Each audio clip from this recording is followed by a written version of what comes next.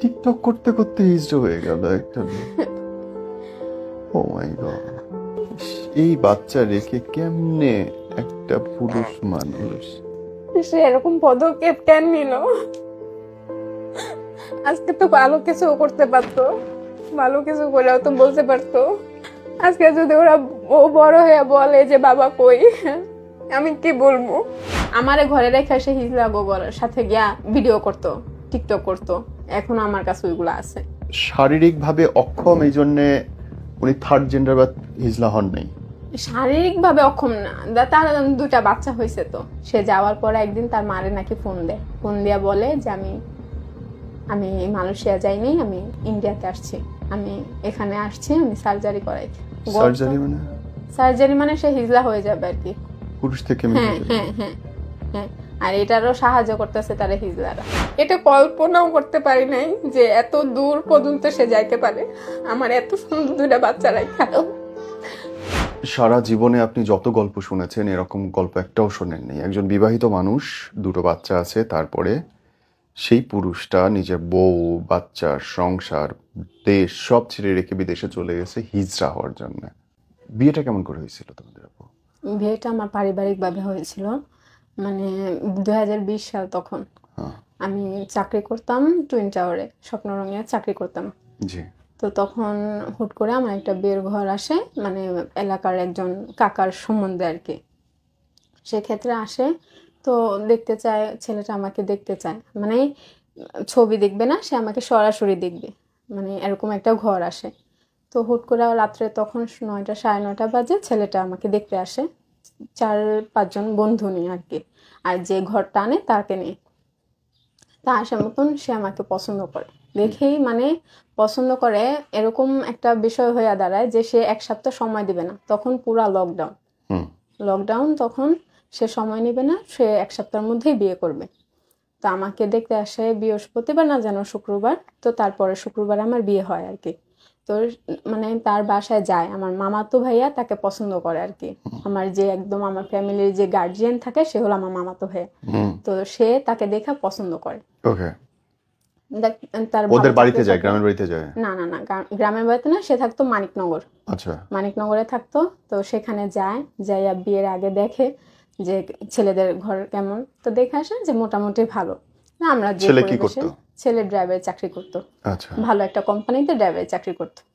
তো আমার ওই ভাইয়াও ড্রাইভার ছিল, গাজী কোম্পানিতে চাকরি করতো। সেক্ষেত্রে বলছে যে না, ছেলে ভালো, ছেলে চাকরি ভালো আর কি, দেওয়া যায় বিয়া। তো গেছে, সব কিছু দেখছে, দেখা পরে দেওয়া পছন্দ হয়েছে। তাও 1 সপ্তাহের মধ্যে আমার বিয়ে হয়ে যায়। তো তারা একদমই কোনো সময় দেয়নি আর কি বিয়েটার জন্য, মানে একদমই কোনো সময় নেয়নি, সাথে সাথে বিয়ের একটা তোড়জোড় হয়ে যায় আর কি। তো আমার বাবা তো রিক্সা চালাতো, আমার বাবা 2016 সালে মারা গেছে। আমার মা আছে, বড় বোন আছে, তো তাদের রেফারেন্সে বিয়ে হয়। কিন্তু এরকম তাদের কোনো কিছু চাওয়া থাকে না আর কি, যে আমরা কিছু নেব না, আমরা শুধু মেয়ে নিব আর কি, আমাদের কিছু চাওয়া নেই। তা আমার মা বলছে যে ঠিক আছে, আমিও তো ওরকম না, বা হুট করে এরকম বিয়েতে তো কিছু দেওয়া যায় না, ঠিক আছে আমি বিয়েটা দিই, পরে আমি আস্তে ধীরে কিছু দিব আর কি। তাদের গ্রামের বাড়ি থাকে দিনাজপুর। সেই ক্ষেত্রে আমাকে বিয়ে দেওয়ার পরে আমার মা তেমন কিছু দিতে পারে না, দেয় না, শুধু ছেলেকে একটা আংটি দেয় আর কি, হাতের গিফট হিসাবে দেয়। তো বিয়ে করে নিয়ে যাওয়া হয় আমাকে।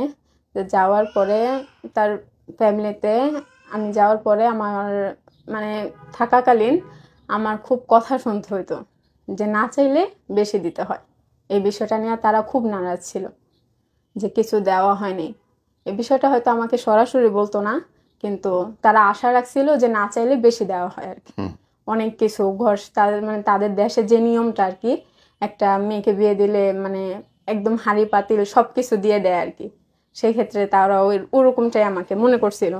তা আমাদের তো ওরকম সময় দেওয়া হয় নাই, বা আমার ওরকম ফ্যামিলিতে ওরকম আর্থিক অবস্থা না যে অনেক কিছু দিতে পারবো। আপনি যখন বিয়ে হলো, শুরু থেকে আপনার হাজবেন্ড ঠিক ছিল? হ্যাঁ, শুরুতে ঠিক ছিল। আমি আসতেছি কথায়, তখন ও কি করছে, আমরা চলতেছিল এরকম ওই যে পারিবারিক যে দেওয়া থোয়ার বিষয়টা নিয়ে অনেক ঝামেলা, এটা সেটা ছিল। তো একটা সময় ওর হুট করে চাকরিটা চলে যায়। আমার 1-1.5 মাসের মধ্যে বিয়ের পরে চাকরিটা চলে যায়। চলে যাওয়ার পরে সে তো বাসায়, সে তো ঘরেই। তো তার একটা বেস্ট ফ্রেন্ড ছিল একদম ছোটবেলা থেকে আর কি, একটা ছেলে ফ্রেন্ড ছিল নাম আনোয়ার। তো তার সাথেই তার উঠা বসা আমি মানে যায়া দেখতাম আর কি, একদম ফ্যামিলির মতো ছিল আর কি ওই ছেলেটা, আসা যাওয়া সবকিছুর মতো মানে রাত্রেও থাকতো। অনেক সময় দেখা গেছে আমি আমার শাশুড়ির সাথে ননদের সাথে তাদের রুমে থাকতাম আর ওই ছেলেটা তার সাথে থাকতো। ও মাই গড, এটা নিয়ে আপনার সন্দেহ লাগে নাই তখন? এটা নিয়ে সন্দেহ লাগে নাই, দেখা গেছে যে অনেক অজুহাত, যেমন হইলো গিয়া ঠিক আছে বাসায় যাইতে পারে নাই, ওদের বাসায় গেট তালা মারা, বা অনেক রাত করে বাইরে থেকে আসছে তার জন্য এখানে থাইকা যাইতেছে, এরকম একটা বিষয় ছিল আর কি। তো তার সাথে থাকতো, আমরা যে রুমে থাকতাম সেই রুমটাতে তারা থাকতো আর কি। আমি এটা নিয়ে কখনোই সন্দেহ করি না যে বেস্ট ফ্রেন্ড সমস্যায় পড়ছে থাকতো, এরকম একটা বিষয় ছিল। তা ওনার চাকরি তো চলে গেল, মানে আমার শাশুড়ি পেশায় একটু মানে আমার শ্বশুর বেকার ছিল, তো আমার শ্বশুর মারা যায় অনেক আগে। আমার শ্বশুর একটু বেকার ধরনের ছিল, মানে কাজ করতে যেত না। তো আমার শাশুড়ি সংসারটা পুরাটা চালাইতো, সে অনেক কষ্ট করছে, তার জীবনে অনেক কষ্ট করছে। তো তখন কি করলো সে, আমি মানে একটু বুঝতাম আর কি আমার শাশুড়ির চলাফেরায় যে আমি আসছি, আমি একটা মানে অলক্ষী টাইপের, যার কারণে চাকরিটা চলে গেছে, মানে এরকম আমার মনে হতো আর কি তাদের ব্যবহারে।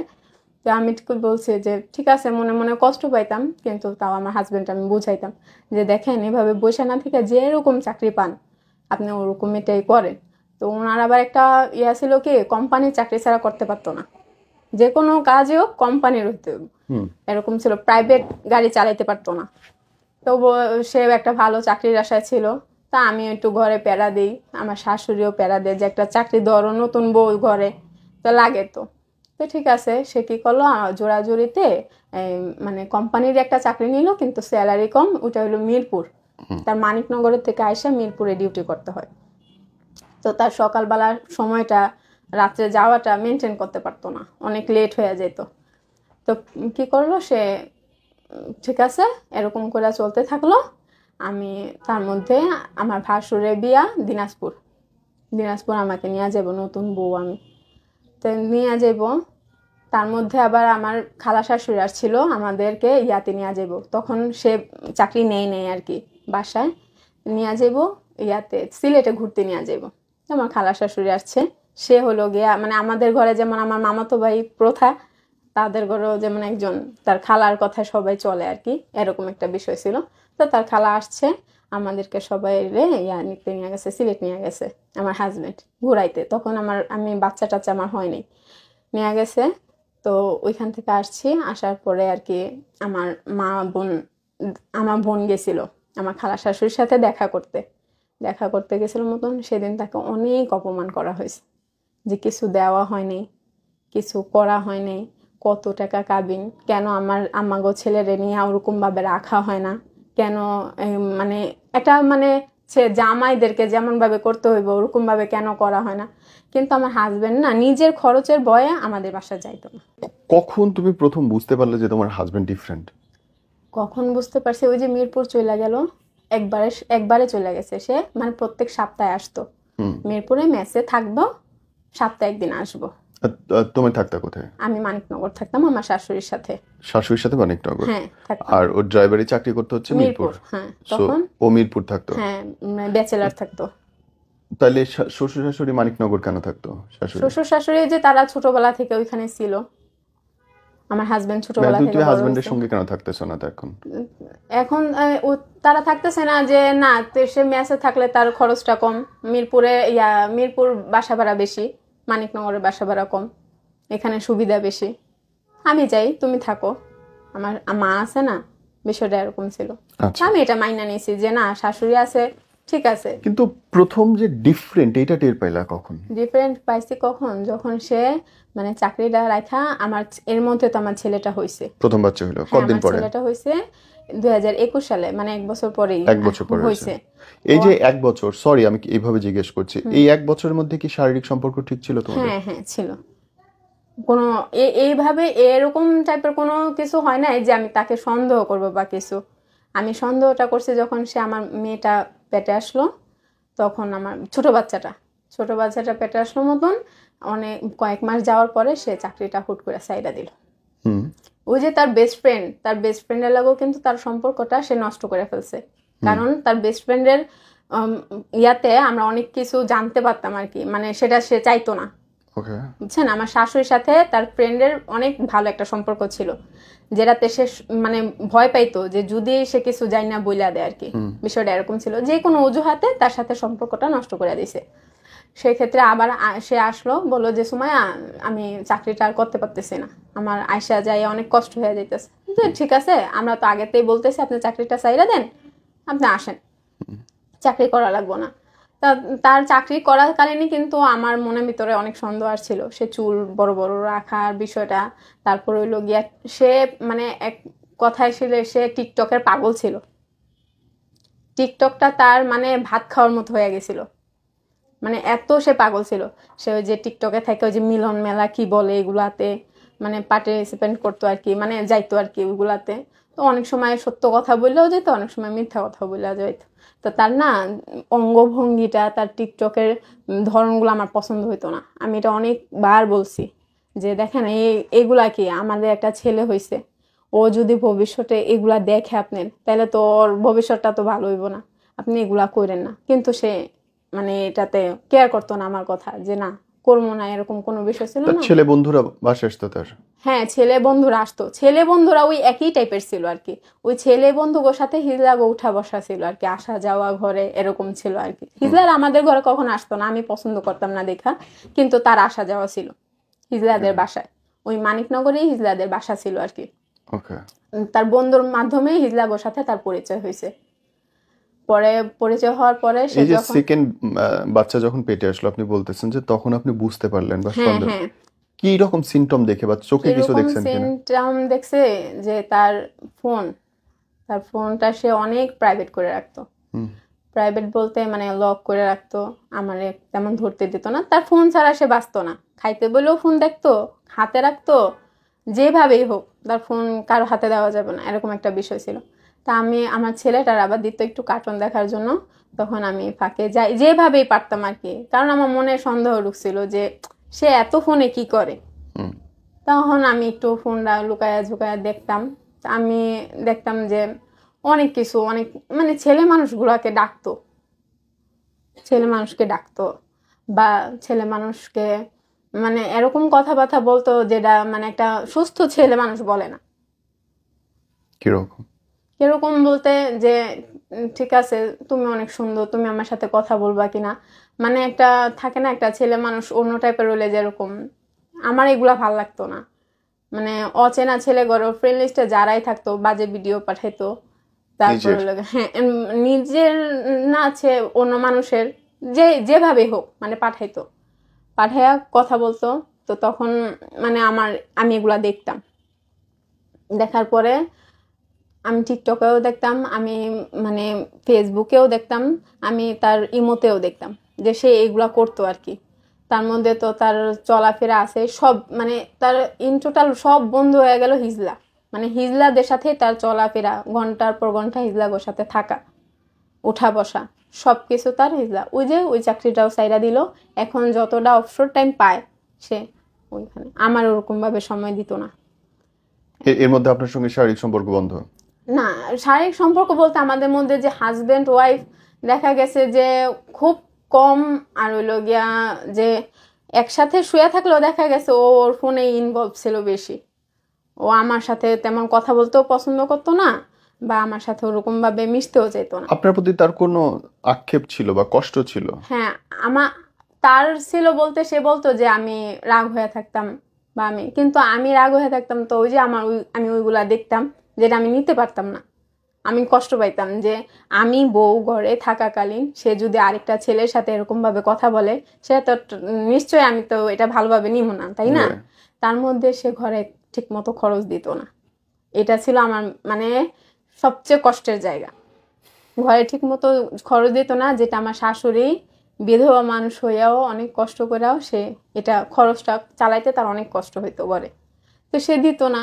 তো এটা নিয়ে আমার শাশুড়ির মধ্যে আমার একটা মন মালিন্য হইতো, এটা তো স্বাভাবিক। সে বলতো হয়তো আমার পছন্দ হইতো না বা আমি এভাবে নিতে পারতাম না। আমি তার অনেকভাবে বুঝাইতাম যে দেখেন আপনার মা তো বয়স হয়েছে, আপনি কিভাবে এরকম করে পারেন, আপনি কিছু একটা করেন। তো সেক্ষেত্রে সে আবার আরেকটা চাকরি নিল, কি ওই যে ভাইরা প্রাইভেট কার চালায়, ওরকম একটা চাকরি নিল, নেওয়ার পরে তো চলতেছে ওই ওই মানে সে যদি 2 দিন কাজ করে সে 3 দিন ওই হিজলাগোর সাথেই থাকে। আর এটা আমার শাশুড়ি টের পাইছে, আমিও টের পাইছি, আমি বলছি, আমরা কথোপকথনও করছি দুজনের সাথে যে দেখেন মা আমার কিন্তু এগুলা পছন্দ না। কিন্তু আমার শাশুড়ি বলছে ঠিক আছে আমি ওর সাথে কথা বলবো, কিন্তু আমার শাশুড়ির কথা সে পাত্তা দিত না, সে মানতো না। আর বড় হয়ে গেলে আসলে কেউ কারো কথা শুনে মানে না, এটাই তো স্বাভাবিক। আর সে আমার শাশুড়িও এরকম ছিল যে মানে ঠিক আছে একটু ঘুরেই তো, একটু যাই তো, মানে উনি তো এগুলো চিন্তাও করে নাই, চিন্তাও করে নাই, একটু যাই তো, একটু ঘুরেই তো, হয়তো তার চেয়ে সে একটু বেশি দেখতো, কিন্তু আমি বউ ছিলাম, অশান্তি হইব সেজন্য হয়তো সে বলে নাই। এই যে আপনাকে স্ট্রেট ওয়েতে সে বললো কবে, বা আপনি কখনো ধরছেন তাকে এরকম অবস্থায় কোনো কিছু? তাকে ধরছি বলতে আমি রাগারাগি হয়েছে আমার শাশুড়িতে, তাহলে লাস্টে বলতে হয় যে আমি আমার শাশুড়ির সাথে আমার হাজবেন্ডের সাথে রাগারাগি করে আমি চলে আসছি জি আমার মার বাসায়। জি। আর তার মাঝে যতবার তার সাথে আমার অশান্তি হয়েছে আমি বলছি যে আমি সংসার করব না। এটা বলার আমার কারণ আছে, কারণ ওই যে আমি ওইগুলা দেখতাম, সে মানতো না, সে সইরে আসতো না, তার জন্য আমি বলতাম। এটা তো বলা আমার স্বাভাবিক। আমি এইভাবেও বলছি যে দেখো যদি তোমার আমারে ভালো না লাগে, যে না মনের মিল হইতে হবে এমন কোনো কথা নাই, যদি মনের মিল না হয়, যদি আমার কাছে ভালো না লাগে, তাহলে তুমি আমারে ছাইড়া দিতে পারো, আমি চলে যেতে পারি, আমি তোমার কাছে কোনো দাবি রাখবো না, আমি এরকমও বলছি। কিন্তু সে বলছে না তুমি যা ভাবো তা না, তুমি ভাবতেছো যে শরীফ থেকে শরীফা হওয়ার গল্প, কিন্তু আমি তা না। সে আমাকে এরকম ভাবে বুঝ দিত আর কি। তো ঠিক আছে আমি তো বুঝতাম। তো পরে দিয়ে আমি আয়সা পড়ার পরে সে কি করলো, আমারে নিতে আসলো না 1 মাস 2 মাস 3 মাস 4 মাস 5 মাস 6 মাস এরকম যাইতেই গেছে। সে আমার এই ছোট্ট মেয়েটাকে আমি 3 মাসে নিয়ে ওই ঘর থেকে বাইরে আসি। এই 3 মাসের বাচ্চাটারেও এই 6 7 8 মাস এই 11 মাস চলে, সে একটা দিন দেখতে চায়নি। আমার ছেলেটার তখন 2 বছর, দেখতে চায় নাই, আসে নাই, অনেক অশান্তি হয়েছে, অনেক কিছু হয়েছে, আমার ফ্যামিলি থেকে অনেক রাগ ছিল যখন আমি এগুলা বলছি। সে এরকমও সময় গেছে আমার ছেলেটা পেটে আমার এরকম মারছে, আমি চাইলে মইরা যেতে পারতাম, এরকমও হয়েছে। আমার মেয়েটা পেটে আসছে, আমাকে এরকম মানে মাইরেই ফেলতে চাইছে। ও মাই গড। আমার সিজার হয়েছে, আমার সিজারের 2 মাসে সিজারের মানুষটা আমার এরকম ভাবে পিটাইছে যে একটা মানে গাথারেও পিটায় না, আমার এই শরীরও আমার সে মারছে। সে চায় নাই, আমি তার ব্যবহারে আচরণে বুঝতাম যে সে আমার পছন্দ করতো না, কিন্তু সে এটা কখনো মুখে উল্লেখ করতো না, বা আমিও তার সাথে মানায় নিতে পারতাম না। কেন আমি এগুলা সহ্য করতে পারতাম না, এটা তো স্বাভাবিক। আমি আমার ছেলেটার খুব ভালো একটা ভবিষ্যৎ চাইছিলাম, যে আপনারা আমরা যাই হই না কে আমার ছেলেটার ভবিষ্যৎটা যত সুন্দর হয়, কিন্তু সে কথাটা শোনে নেই। আর তাদের ফ্যামিলিটা এরকম একটা পর্যায়ে চলে গেছিল যেখানে থাকলে আমার ছেলেটা ভালো থাকতো না। পরে আমি আইসা পড়া পরে যে অশান্তি হয়েছে, এই পারিবারিক অশান্তিতে আমি আইসা পড়ছি, কিন্তু সে আমার খোঁজ খবর নেয়নি বা আমার সন্তানেরও নেয়নি। না নেওয়ার পর আমি একদিন ঠিক আছে সে ফোন দিছিল, খালি জিগাইছিল যে কখন গেছো। আমি যখন আইসা পড়ি তখন ঘরের ভিতরে কেউ ছিল না, কিন্তু সে তারা জানতো যে আমি আইসা পড়ি। আমি কাপড় চোপড় গোছাইতেছিলাম, আমার হাজবেন্ড দেখা তা চলে গেছে, বাইরে চলে গেছে। আমার শাশুড়িও বাইরে চলে গেছে, বলছে আমারে যাইতে না, কিন্তু আমার থাকা অবস্থা মানে একদমই কোনো রাস্তায় ছিল না। আমারে ঘরে রেখে সে হিজলা গোবরের সাথে গিয়া মানে ভিডিও করতো, টিকটক করতো, এখনো আমার কাছে ওইগুলো আছে, আমি এগুলা দেখতে পাই। যখন আমি তার সংসারে আসি উপস্থিত, যখন দেখি যে সে আমাকে ঘরে রাখা অন্যদের সাথে যারা মানে সমাজের বাইরের তাদের সাথে মেলামেশা করে এরকম ভাবে, তখন তো আমার খারাপ লাগাটা স্বাভাবিক। আর আমার এই মনের এই কষ্টগুলা আমার শাশুড়ি কখনো বুঝতে চাইতো না। তার মানে আপনি বলতে চাচ্ছেন উনি শারীরিকভাবে অক্ষম, এই জন্যে উনি থার্ড জেন্ডার বা হিজলা হন নাই? শারীরিকভাবে অক্ষম না, তার 2টা বাচ্চা হয়েছে। তো তার মানে উনি হইল কেন তাইলে? উনি হইলো উনি আমি যতটুকু বুঝি ওনার মানে একটা তো ছিল যে ছেলে মানুষের প্রতি দুর্বলতা, এটা তো আগে থেকেই ছিল। আপনার আগে থেকে? হ্যাঁ, আমার আগে থেকে। এটা তো আমি বুঝতেই পারছি, ওই যে মানে মেসেজে যে কথা বলতো, এটাতে তো বুঝাই যায়। জি। এটা ছিল একটা কথা। আরেকটা হলো গিয়া যে সে হিজড়াদের সাথে এরকম ভাবে চলাফেরা করতো, হিজড়াদের লাইফ স্টাইলটা যখন দেখতো যে সে অন্য জায়গায় সফল পাইতেছে না চাকরি বাকরিতে, যখন দেখে যে তার লাইফ স্টাইলটা সুন্দর, হয়তো তার লোভ হয়েছে, হয়তো তার লোভ দেখানো হয়েছে যে কম কষ্টে টাকা উপার্জনের একটা রাস্তা আছে, এটাও হইতে পারে। না হলে আমার এই দুটা আমার লাগে না হোক, আমার দুটা সন্তানের লাগে কি তার মায়া লাগে না? এটা কি হইতে পারে? আপনাকে রেখে গেল কই এখন সে? তখন তো আমি মানিকনগর থেকে চলে আসি, তখন সে মানিকনগর ছিল। আমার শাশুড়িকে নিয়ে গেছে সে, আমার শাশুড়িকে দিনাজপুর পাঠিয়ে দিস, আমার দেওর সহ দিনাজপুর পাঠিয়ে দিস। তখন সে একা থাকা শুরু করলো। আমার শাশুড়ির ঘরে যে ফার্নিচারগুলো ছিল সব সে রাইখা দিল। রাইখা দিয়ে বললো যে আমি সুমাইরে নিয়ে আসবো, নিয়ে এসে আমরা আলাদা থাকবো, এরকম একটা বিষয় বলছে আর কি। তা আমার শাশুড়িও চাইছে যে ঠিক আছে যদি থাকো থাকো, কিন্তু সে থাকে নাই, সে আমার নিতে আসে নাই। তার মধ্যে আমি আসা পড়ার পরে 3 মাসের মধ্যে একদিন তার বাসায় গেছিলাম।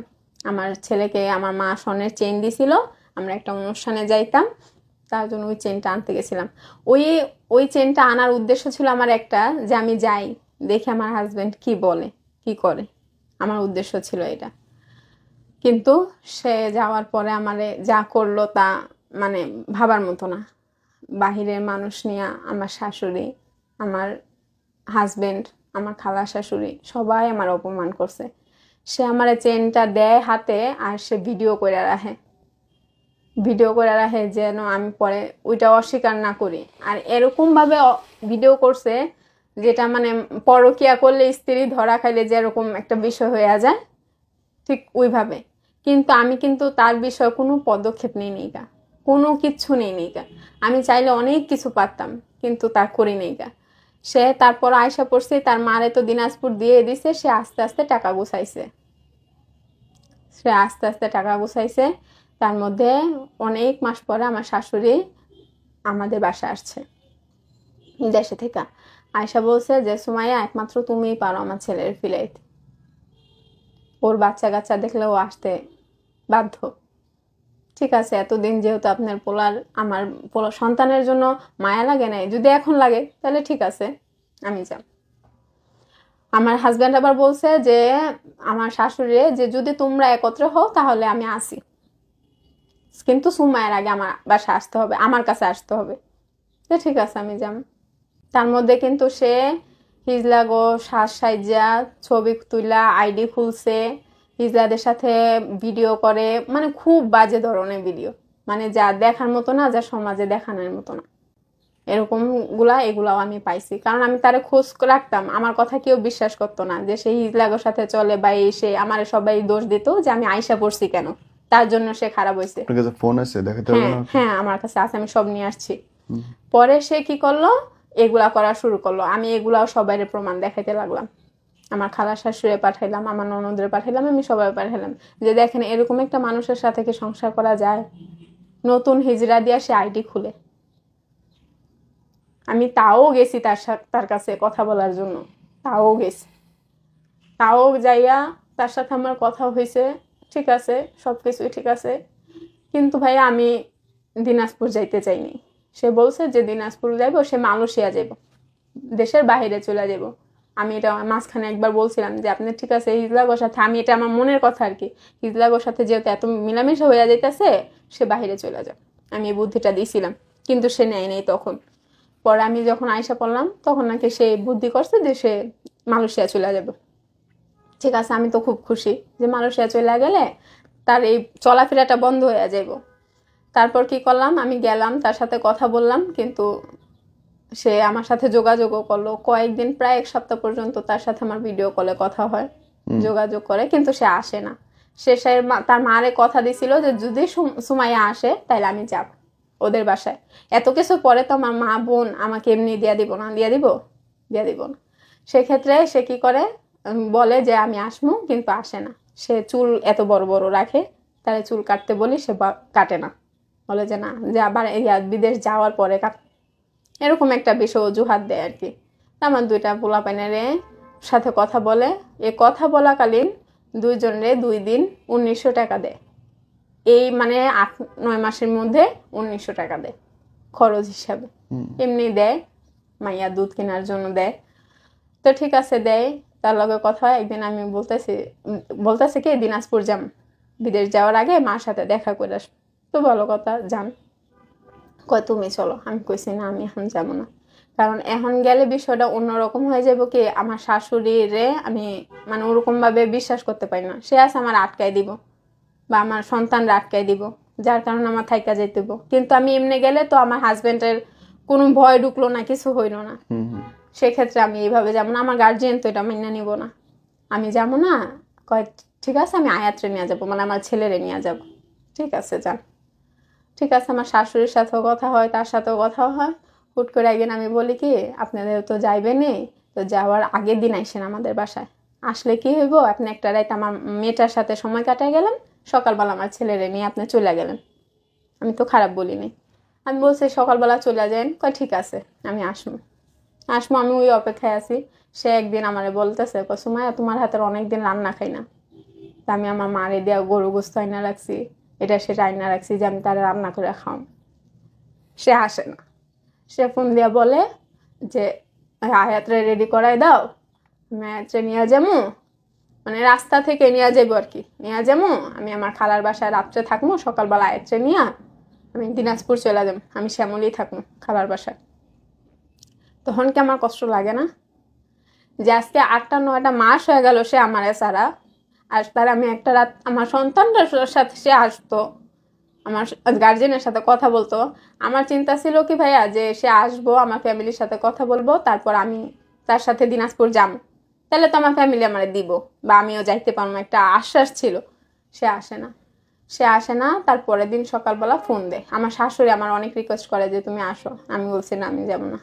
তারপর আমি আমার ছেলেটারও দিই না, যে না আপনি যেহেতু আমার কাছে আসতেই পারবেন না, তো ছেলে নিয়ে কি করবেন, ছেলে নিয়ে যদি আটকায় রাখেন আমার চিন্তা ভাবনা হইবে, আমি দিই না। না দেওয়াতে তার পরের দিন সকালবেলা ফোন দেয়। আমি মনে করছি সে যায়নি, কারণ পোলাটা ছাড়া আমারে ছাড়া তো মনে হয় না যাইব। কিন্তু সে যায় দিনাজপুর, চলে যায় ফোন দেয়। তা আমার ছেলেটায় ক্যামেরা ধরা রাখে, আমার ছেলেটায় দেখে, প্রথম দেখা কয় বাবা তুমি চলে গেছো বাড়িতে। তা আমি মনে করছি যায় না, আমি বলছি না যায় নাই বাবা, বাবা ঢাকাতে আস। কিন্তু আমি দেখি যে না, সে দিনাজপুর চলে গেছে, বলতেছে আমি দিনাজপুর আইসা পড়ছি।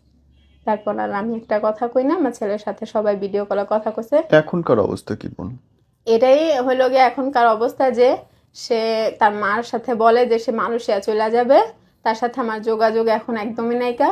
কিন্তু সে চলে যায় হলো ইয়াতে, ইন্ডিয়া, দিল্লিতে।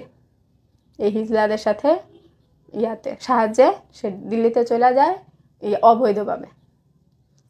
অবৈধভাবে চলে যাইয়া সে ওইখানে পুরা মানে হিজলাদের গঠনে যে কি করে, মানে বলে না যে সরা পরে না কি পরে, এগুলা পইরা সে একদম মানে হিজলার মতো সাইজা ওইখানে থাকে, শাড়ি পরে, 3 পিস পরে, সে ওরকম ভাবে থাকে। তার মানে আর কোনো যোগাযোগ নাই। আমি ইমোতে ফোন দেই, সে লাইনে নাই। আমি হোয়াটসঅ্যাপে ফোন দেই, সে নাই। আমি ফেসবুকে ফোন দেই, সে নাই। সে কোথাও নেই। সে যাওয়ার পরে একদিন তার মারে নাকি ফোন দেয়, ফোন দিয়া বলে যে আমি মালয়েশিয়া যাইনি, আমি দিনাজপুর ইয়াতে আইছি, ইন্ডিয়াতে আসছি, আমি আর ফিরবো না, তুমিও বুঝো নাই আমারে, আমার বউ আমারে বুঝে নাই, আমি এখানে আসছি আমি সার্জারি করাইতে, মানে সার্জারি করাইতে আসছি। এখন আমি জানি না সে সার্জারি করছে নাকি। আমি সার্জারি মানে সে হিজলা হয়ে যাবে আর কি, পুরুষ থেকে হ্যাঁ হ্যাঁ হ্যাঁ হ্যাঁ। আর এটারও সাহায্য করতেছে তারা হিজলারা। তাদের সাথে এরকম হিজলা মানে 100 থেকে মনে হয় যে 80% হিজলাই সব ছেলে মানুষ, কিন্তু থাকে হিজলাদের মতন। কেন? টাকা ইনকাম করে, এটা সহজ, এটাতে স্বাধীনতা বেশি, এটাতে নিজের মতো থাকা যায়, নিজের মতো চলা যায়, সবকিছু করা যায়। ও মাই গড। এখন সে আমি যোগাযোগ করার চেষ্টা করছি, আমার শাশুড়ি, আমি যেভাবে হোক আমি এটা শুনতে পারছি, আমি অনেকভাবে যোগাযোগ করার চেষ্টা করি, পাই না। কিন্তু আমি রাত আমি অনেক খোঁজাখুঁজির পরে আমি তার ওই নতুন আইডিটা পাই, যেটা সে বর্ষা খান দিয়া ওইখানে খুলছে, ইন্ডিয়াতে খুলছে, দিল্লিতে গিয়া খুলছে। ওইটাতে আমি পাই যে সে এখন রানিং আছে, তার ওই যে টাকা তুলে ভিডিও করে, টিকটক করে, এই আছে। ও মাই গড। সে আমারও একটা কথা বলে জানাই যে তুমি বাচ্চাগুলা কিভাবে রাখবা, কি করবা। আমি জানবা আমি তার নামে কোনো পদক্ষেপও নেই। চিন্তা করছি যে হয়তো সে মুহূর্তে পড়ে এগুলা করতেছে, আমার সন্তানের মায়ের আইসা পড়বো, একটা সময় ঠিক হয়ে যাইব, কিন্তু সে এটা করে নাই। আমি এটা কল্পনাও করতে পারি নাই যে এত দূর পর্যন্ত সে যাইতে পারে, আমার এত সুন্দর দুইটা বাচ্চা রাখা। আপনি না বিধবা না ডিভোর্সি না নতুন? আমি এখন কাউরে বলতেও পারি না। আমি আজকে 11টা মাস ধরে আমার মার বাসায় আছি। আমাকে অনেকে জিজ্ঞাসা করে যে এতদিন আইসা আছো, কি হয়েছে, আমি বলতে পারি না। আমার ছেলেটা আমার জিজ্ঞাসা করে মা বাবা কই, আমি বলতে পারি না। আমি জানেন ভাই, আমি তাদের কাছে থেকে কিচ্ছু চাইনি যে আমার এভাবে রাখতে হইব, ওইভাবে রাখতে হইব, কিন্তু আমি আমার ছেলে একটা ভবিষ্যৎ চাইছিলাম। বলছি আপনি এগুলা করেন না, আমার ছেলেটা নষ্ট হয়ে যাব, কিন্তু সে শুনে নাই। টিকটক করতে করতে হিজড়া হয়ে গেল একটা। ও মাই গড। আমি অনেকভাবে কন্ট্যাক্ট করার চেষ্টা করছি, কিন্তু আমি পারি নাই। রাগ থাকতো আমার উপর যদি আমি হ্যাঁ বলছি ইসলাদের সাথে চলে, যেটা সত্যি সেটাই তো বলছি, এটা তো একটা কারণ, এটাই তো ঘরের অশান্তির কারণ, সেক্ষেত্রে তো আমার এটা বলতে হবে, মানুষের জানাইতে হবে। আমি বলছি, এটাই আমার কি দোষ? আমি আয়সা পড়ছি, সংসারে তো হয়, এরকম হয় না যে বউ চলে গেছে বাবার বাড়ি রাগ হয়ে। আপনি আপনার হাজবেন্ডকে কিছু বলতে চান? এই ভিডিও যদি চোখে পড়ে তো আমি কি বলবো, আমার কেন কিছু বইলা গেল না? আমি আমার সন্তানগুলার কি পরিচয় দিব? ওগুলো তো আমার পড়ালেখাও করাইতে হইব। আমি একটা মেয়ে মানুষ, আমার 11 মাস ধরে আমার বোন আমারে খাওয়াইতেছে, আমার বাচ্চাগুলারে পালতাছে, আমার ভবিষ্যতে কাজ করা লাগবো, আমার সন্তানগুলার আমার দেখা লাগবো, আমি কিভাবে পারবো? আচ্ছা আমি নাইলে পারলামই, আমি হয়তো কষ্ট করলে পারবো, কিন্তু আমি ওগো পরিচয়টা দিব কি? আমি কি কমু? আজকে মৃত কমু তাও আমার সমস্যা, আজকে কমু জীবিত, তাহলে ছেলে বড় হয়ে জানতে চাইবো জীবিত হলে কই বাবা, জীবিত আছে, কোথায় আছে?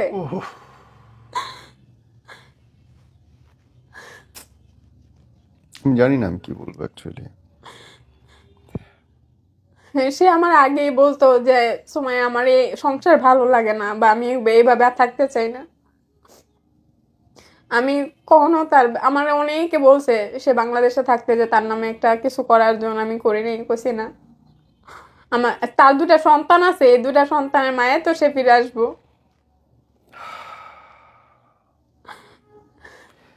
আপনি কি কোনো চাকরি বা কোনো সহায়তার জন্য ফোন নাম্বার বলতে চান? আমি চাকরি, এখন আমার বাচ্চাটা খুব ছোট, আমার মেয়েটা, আমি ওকে একটু দেখাইতে চাই। আমি চাই আমার হাজবেন্ডের সামনে এগুলা পড়ুক, সে জানুক যে সে কেন করলো এরকম।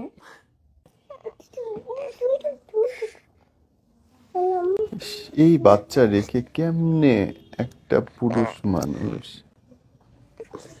সে অনেক ভালো আছে, তার ভিডিওগুলা দেখলে বোঝা যায় যে তার কোনো কষ্ট নাই, তার বাচ্চাগুলার তার চিন্তা নাই। সে আরো আমারে ব্লেম করে রাখা গেছে যে আমি আইসা পড়ছি দেখা, বা আমি চাইনি দেখা। আদৌ কি এটা সম্ভব? যদি আপনার হাজবেন্ডের জন্য কিছু বলতে চান, যদি ও তো এখন দেখছে নিশ্চয়ই।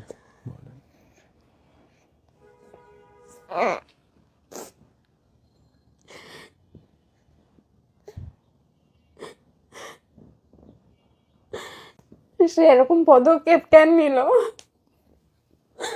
আজকে তো ভালো কিছু করতে পারতো, ভালো কিছু করেও তো বলতে পারতো যে তুমি যা ভাবছো তা ভুল।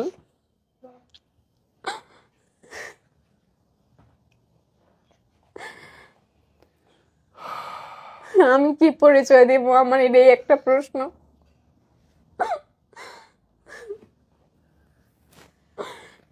কি পরিচয় দিলে ওরা ভালো মতো মানুষ হইতে পারবো? আজকে যদি ওরা ও বড় হয়ে বলে যে বাবা কই, আমি কি বলবো?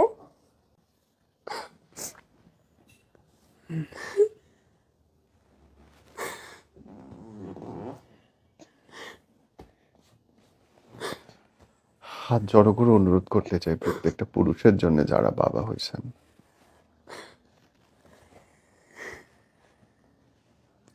যখন একটা সন্তানকে দুনিয়াতে আনছেন তারপরে আপনার আমার বলে আর কিছু থাকে না। আমাদের জীবনটা শুধুমাত্র আমাদের সন্তানদের জন্য। ভালো থাকেন বোন, আল্লাহ ভালো করুক, দোয়া করি। বলাকা সিনেমা হল, এই হলে আমি আমার 3 নম্বর ছবি ইতিহাস ছবিটি দেখতে এসেছি।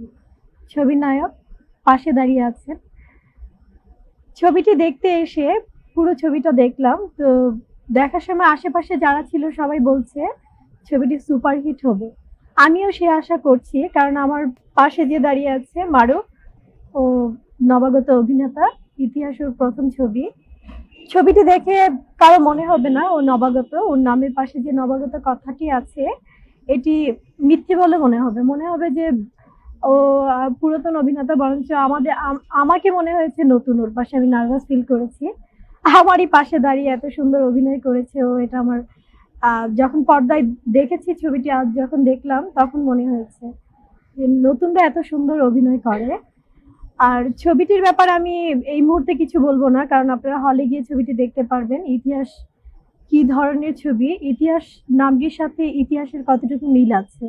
আমার মনে হয় ইতিহাস আমাদের বাংলাদেশ চলচ্চিত্রে একটি ঐতিহাসিক ছবি হয়ে দাঁড়াবে। তো ছবিটি আপনারা দেখবেন, আমাদের জন্য দোয়া করবেন আমরা যাতে আরো ছবি করতে পারি। ছবিটি আপনারা দেখলে আমরা কাজ করার উৎসাহ পাবো। ধন্যবাদ সবাইকে।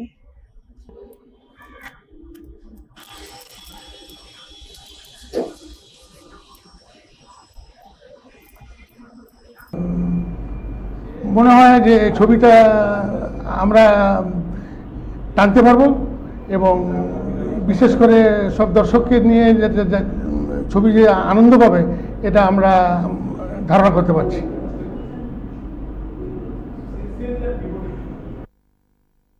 আমি চলচ্চিত্র অভিনেতা মোহাম্মদ নাদির খান। বহুদিন ধরে আমি অভিনয়ের পেশার সাথে জড়িত এবং আমার প্রযোজনা সংস্থা আছে। সেই প্রযোজনা সংস্থার নাম হলো রাজেশ ফিল্ম। রাজেশ ফিল্মসের প্রযোজনার পক্ষ থেকে ইতিহাস ছবিটি আমি পরিবেশনার দায়িত্ব নিয়েছি।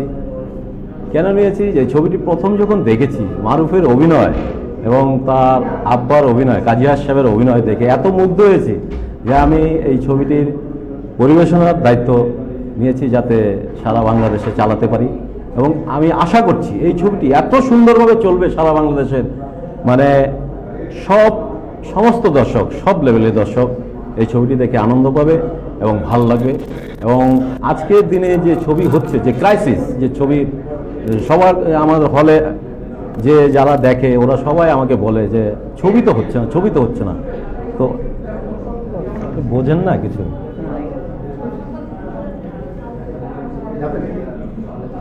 তো সমস্ত কিছু বিবেচনা করে এই ছবিটি, ইতিহাস ছবিটির পরিবেশনার দায়িত্ব রাজেশ ফিল্মস অর্থাৎ আমি স্বত্বাধিকারী নিয়েছি। আমি আশা করব সবার কাছে, আপনাদের সবার কাছে আমি আশা করব যে মারুফ যে অভিনয় করেছে এই অভিনয়টি সাকসেসফুল হয়েছে এবং আপনারা ওর জন্য দোয়া করবেন। আমিও আপনাদের কাছে অনুরোধ করছি আপনারা এই ছবিটি দেখবেন, দেখলেই ওর জীবন সার্থক হবে। ধন্যবাদ।